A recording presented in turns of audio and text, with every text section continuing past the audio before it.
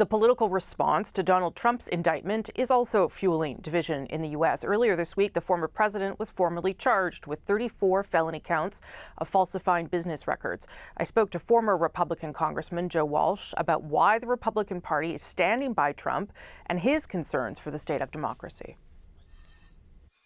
Joe Walsh, thank you for being here. Appreciate it. Good to be with you. Nice to see you again. So what does this indictment mean in your mind for Donald Trump's political future within the Republican Party?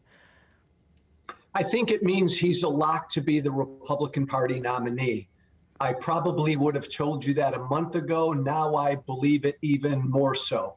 This indictment will strengthen him enormously within the Republican Party. Why is that? For Canadians who might be puzzled as to why that is, some would say if you're indicted, the first former or current president to be criminally charged, that would hurt your chances inside a political party. Why is it having the opposite effect? That would be the case, wouldn't it? Anywhere else in the world, just about. Because the Republican Party base, most Republican Party voters, have no problem with Donald Trump being a criminal. They've got no problem with Donald Trump lying, cheating, stealing. They really don't. In fact, it's part of his appeal with them.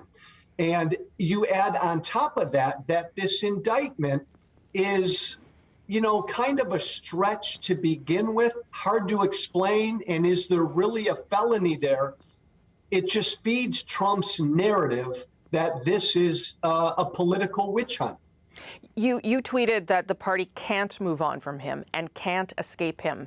Is that because they think he's the best candidate or because many Republicans feel stuck with him? Oh, no, Rosemary, they are completely stuck with him. Look, I was a Republican my whole life up until 3 years ago. Yeah. These Republicans sold their souls to him.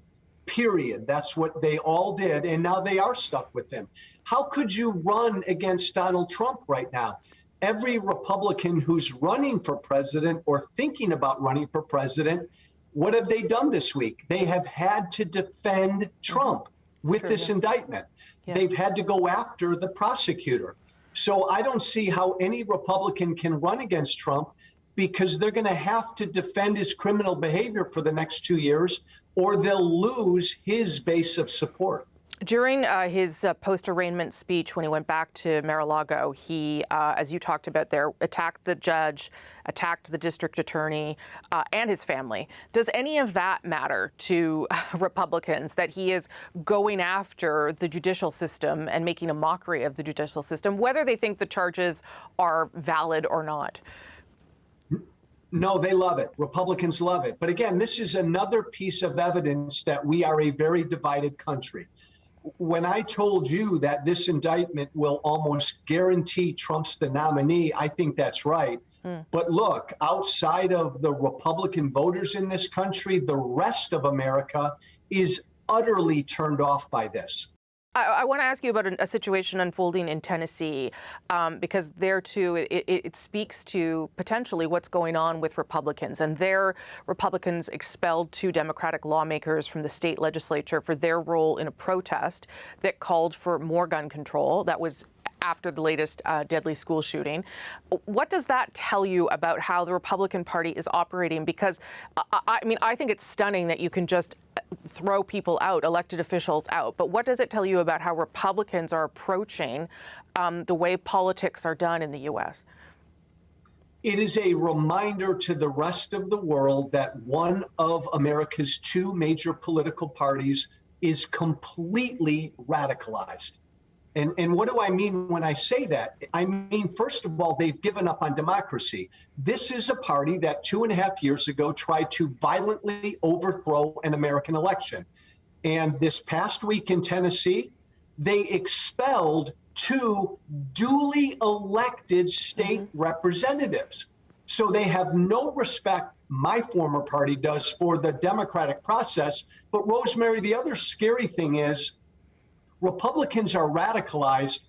They no longer want to just defeat their political opponents. They want to destroy them.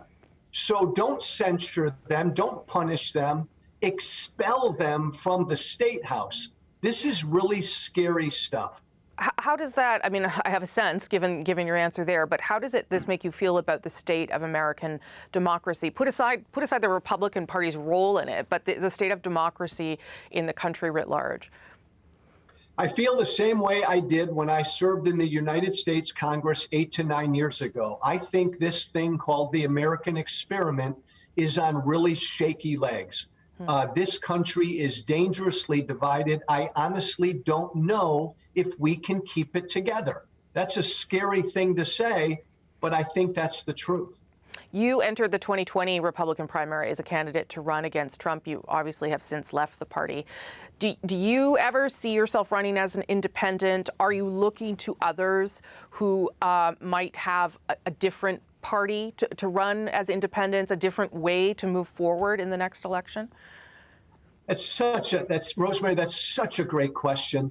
Look, because my former party is a direct threat to our democracy, right now I'm politically homeless, but I'm helping getting Democrats elected because Democrats are the only ones who can defeat Republicans. Man, in America, we need a third party, a fourth party, a fifth party.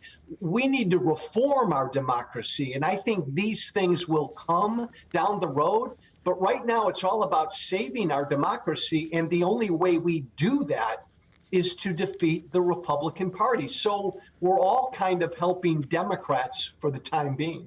Okay, well, let's talk again in 2 to 3 months and see if that's the case. Joe Walsh, nice of you to make the time for Canada. Thank you, sir. Thank you.